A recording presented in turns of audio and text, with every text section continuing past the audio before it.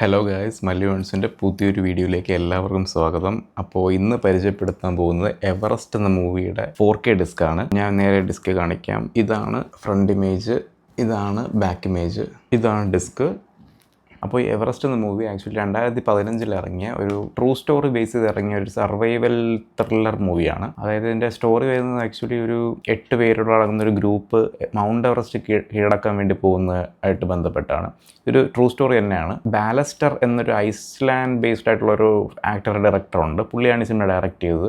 Famous ആക്ടറായ Jake ഗിലൻഹോളൊക്കെ ഇതിനകത്തുണ്ട്. ഈ മൂവിക്ക് 3 editions വന്നിട്ടുള്ളത്. 4K വന്നിട്ടുണ്ട്, ബ്ലൂറേ വന്നിട്ടുണ്ട്, 3D വന്നിട്ടുണ്ട്. സ്റ്റീൽ ബുക്ക് ഇറങ്ങിയിട്ടില്ല. ഇതിൽ HDRും ഡോൾബി അറ്റ്മോസും ആണ് വരുന്നത്. ഇതിൻ്റെ ബ്ലൂറേ വരുമ്പോൾ HDR ഇല്ല, പക്ഷേ ഡോൾബി അറ്റ്മോസ് ഉണ്ട്. അപ്പോൾ നിങ്ങൾക്ക് ഓഡിയോ മാത്രമാണ് പ്രിഫറൻസ് ഉണ്ടെങ്കിൽ നിങ്ങൾ ബ്ലൂറേ നോക്കിയാലും മതിയാവും. പക്ഷേ ഞാൻ 4K പ്രിഫർ ചെയ്തതിൻ്റെ റീസൺ ഞാൻ പറയാം. ഞാൻ ഈ മൂവി 2015 ആക്ച്വലി തിയേറ്ററിൽ തന്നെ കണ്ടതാണ്. അപ്പോൾ എനിക്കിവിടെ ആക്ച്വലി ഐമാക്സ് കാണേണ്ട മൂവിയാണ്. അന്ന് ഇവിടെ ഐമാക്സും കാര്യങ്ങളൊന്നും ഇല്ല. ഞാൻ ന്യൂ തിയേറ്ററിലാണ് കണ്ടത്, ഇവിടെ ട്രിവാൻഡ്രത്ത്. ഞാൻ അന്ന് 7.1 സെറ്റപ്പിലാണ് കണ്ടത്. അത് അത്യാവശ്യം കുഴപ്പമില്ല, കാരണം അതിൽ സബ് ടൈറ്റിലും കാര്യങ്ങളൊന്നും ഇല്ല. എനിക്ക് കുറേ കാര്യങ്ങളൊന്നും മനസ്സിലായില്ല. ഞാൻ ആ സീൻസൊക്കെ കണ്ട് ജസ്റ്റ് ഒന്ന് അത്ര ചെറിയ ഏജ് ആയിരുന്നു. അപ്പോൾ ഞാൻ നിങ്ങൾ സജസ്റ്റ് ചെയ്തെന്ന് വെച്ചാൽ ഇത് ഐമാക്സിൽ റിലീസ് വല്ലതും ചെയ്യുകയാണെന്നുണ്ടെങ്കിൽ എന്തായാലും ഇത് എക്സ്പീരിയൻസ് ചെയ്ത് നോക്കണം. അത്രയ്ക്ക് കിട്ടുന്ന സൗണ്ടും വിഷ്വൽസും ആണ് ഇതിനകത്തുള്ളത്. മൂവിയുടെ സ്റ്റോറിയെ പറ്റി പറയുകയാണെന്നുണ്ടെങ്കിൽ ഈ മൂവി സ്റ്റാർട്ട് ചെയ്യുന്നത് തന്നെ മൗണ്ട് എവറസ്റ്റിന് താഴെയുള്ള ഒരു ബേസ് ക്യാമ്പിൽ നിന്നാണ്. അവിടെ ആക്ച്വലി റോബ് എന്ന് പറഞ്ഞൊരു ക്യാരക്ടറുണ്ട്. റോബ് എന്ന് പറഞ്ഞ വ്യക്തി ചെയ്യുന്നതെന്ന് വെച്ചാൽ കുറേ ആൾക്കാരെ അറേഞ്ച് ചെയ്ത് ഒരു ഗ്രൂപ്പ്സ് ഉണ്ടാക്കിയിട്ട് ആ ഗ്രൂപ്പിനെ മൗണ്ട് എവറസ്റ്റ് കീഴടക്കാനുള്ള ഹെൽപ്പാണ് ചെയ്യുന്നത്. ഇത് ജസ്റ്റ് ഗൈഡ് ചെയ്യുക ഒരു ലീഡറിൻ്റെ ഒരു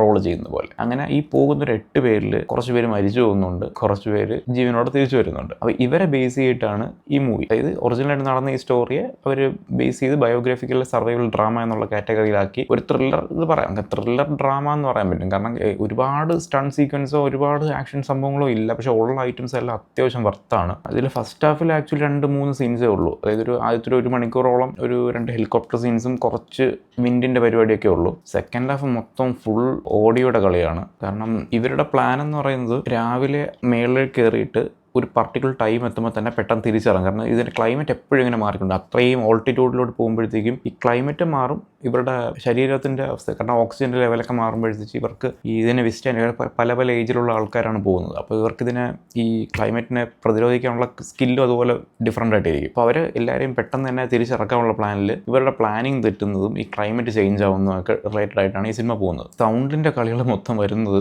ഫസ്റ്റ് ഹാഫിൽ ഒരു ഹെലികോപ്റ്റർ സീനുണ്ട്. അത് നമ്മൾ എക്സ്പെക്ട് ചെയ്യാത്തൊരു ടൈമിലാണ് വരുന്നത്. അത്യാവശ്യം ഞെട്ടിപ്പോകുന്ന രീതിയിലാണ്. അത്രയും ഡീറ്റെയിലിംഗ് ഉണ്ട് ഈ സൗണ്ടിൽ. സെക്കൻഡ് ഹാഫിൽ ഈ ക്ലൈമറ്റ് ചേഞ്ച് വരുമ്പോഴേക്കും ഒരു സ്റ്റോം രൂപപ്പെടും. സ്റ്റോം എന്ന് പറയുന്നത് നിങ്ങൾക്ക് ശരിക്കും ഫീൽ ചെയ്യാൻ പറ്റും. കാരണം അത്രയും ഡീറ്റെയിലിങ്ങിൽ അത്രയും വർക്കൗട്ടാണ് അത് ചെയ്തേക്കുന്നത്. ഡോൾബി അറ്റ്മോസിന് നിങ്ങൾക്കൊരു റെഫറൻസസ് പറയാൻ പറ്റിയൊരു ഐറ്റം തന്നെയാണിത്. കാരണം ഒരു ടോപ്പ് 10 മൂവീസ് എടുത്താൽ ഇതെന്തായാലും ആ ലിസ്റ്റിൽ തന്നെ കാണും. കാരണം സറൗണ്ട് സ്പീക്കേഴ്സും സീലിംഗ് സ്പീക്കേഴ്സും ഇത്രയും വർക്ക് ചെയ്തിട്ടുള്ള മൂവി ഞാൻ ഈ ഇടത്തൊന്നും കണ്ടിട്ടില്ല. കാരണം സീലിംഗിൽ നിന്ന് ആക്ച്വലി ഒരു ഇടിമിന്നലും മഴയൊക്കെ വരുമ്പോഴേക്കും സീലിംഗ് സ്പീക്കേഴ്സ് ഫുള്ളി ഓൺ ആണ്. പിന്നെ നമ്മൾ പല പല ഏരിയകൾ, അതായത് മൗണ്ട് എവറസ്റ്റിന് തന്നെ പല പല ഏരിയസിൽ എത്തുമ്പോഴത്തേക്ക് കാറ്റിൻ്റെ വേഗതയും ഇൻറ്റൻസിറ്റിയും വ്യത്യാസപ്പെട്ടിരിക്കും. ഇത് നമുക്ക് ഈ സറൗണ്ട് സ്പീക്കേഴ്സിൽ നിന്നെല്ലാം മനസ്സിലാവും. കാരണം ചില ഏരിയകൾ ഡേഞ്ചർ ആയിട്ടുള്ള ഏരിയ എത്തുമ്പോഴത്തേക്ക് അത്രയും ഫാസ്റ്റായിട്ടും അത്രയും ഇൻറ്റൻസ് ആയിട്ടുള്ള കാറ്റാണ് വരുന്നത്. അതൊക്കെ നമുക്ക് ഫീൽ ചെയ്യാൻ പറ്റും. അതായത് ഞാൻ ഈ കാറ്റ് ഫീൽ ചെയ്യാൻ പറ്റും എന്ന് പറയുമ്പോഴേക്കും നമുക്ക് ഈ സൗണ്ടിൽ കൂടെ അത്രയും ഡെപ്താണ് മനസ്സിലാവുന്നത്. നിങ്ങൾക്കിപ്പം ഒരു ഹെഡ്സെറ്റിലോ അല്ലെങ്കിൽ ഒരു OTTയിലോ അത് കണ്ടാൽ അത് കിട്ടില്ല. ഇതുപോലെ അൺകംപ്രസ്ഡ് ആയിട്ടുള്ള ഓഡിയോ വേണം. ഈ ലോസ്ലെസ് ഓഡിയോയിൽ മാത്രമേ നമുക്ക് ഇത്രയും ഡെപ്ത് കിട്ടത്തുള്ളൂ. അപ്പോൾ നിങ്ങൾക്ക് ഓഡിയോ മാത്രമാണ് പ്രിഫറൻസ് ഉണ്ടെങ്കിൽ നിങ്ങൾക്ക് അതിൻ്റെ ബ്ലൂറേ വാങ്ങിയാലും മതിയാവും. കാരണം 4K അത്യാവശ്യം പ്രൈസ് വരും. ബ്ലൂറേ കമ്പാരിറ്റീവ്ലി പ്രൈസ് കുറവാണ്. പക്ഷേ ഇന്ത്യയിൽ ഇതെല്ലാം സെയിൽ ചെയ്യുമ്പോൾ അത്യാവശ്യം നല്ല പ്രൈസിലാണ് ആൾക്കാർ വിൽക്കുന്നത്. റീസെല്ലേഴ്സ് ആയാലും അല്ല, നിങ്ങൾ ആമസോൺ ആണ് നോക്കുന്നുണ്ടെങ്കിലും നല്ല പ്രൈസ് ഉണ്ട്. ഞാനിത് 4K പ്രിഫർ ചെയ്യാൻ കാര്യം എന്ന് വെച്ചാൽ HDR ഉള്ളതുകൊണ്ട് തന്നെ ഈ മൗണ്ട് എവറസ്റ്റിൻ്റെ പോർഷൻസ് എല്ലാം നല്ല ക്ലാരിറ്റിയിൽ, കാരണം ഈ നേപ്പാളിൻ്റെ ഭംഗിയൊക്കെ നല്ലപോലെ കാണിക്കുന്ന കുറച്ച് പോർഷൻസ് ഉണ്ട്. ഇതെല്ലാം നല്ല വ്യക്തതയോടെ കാണാനും നല്ല HDR കാണാനും വേണ്ടിയിട്ടാണ് ഞാൻ 4K പ്രിഫർ ചെയ്തത്. അല്ലാതെ നിങ്ങൾക്ക് ഓഡിയോ മാത്രമേ നിങ്ങൾക്ക് പ്രിഫറൻസ് ഉള്ളൂ എന്നുണ്ടെങ്കിൽ നിങ്ങൾക്ക് ബ്ലൂറേ എടുത്താലും മതിയാവും. ഞാൻ ബ്ലൂറേയുടെയും 4Kയുടെയും ലിങ്ക് താഴെ കൊടുത്തേക്കാം. നിങ്ങൾക്ക് സെയിൽ സമയത്ത് നോക്കുകയാണെന്നുണ്ടെങ്കിൽ നിങ്ങൾക്ക് പ്രൈസ് കുറഞ്ഞു വരാറുണ്ട്. അപ്പോൾ നിങ്ങൾക്ക് ട്രൈ ചെയ്ത് നോക്കാവുന്നതാണ്. പുതിയൊരു വീഡിയോയിൽ പുതിയൊരു മൂവിയായിട്ട് കാണാം. ബൈ.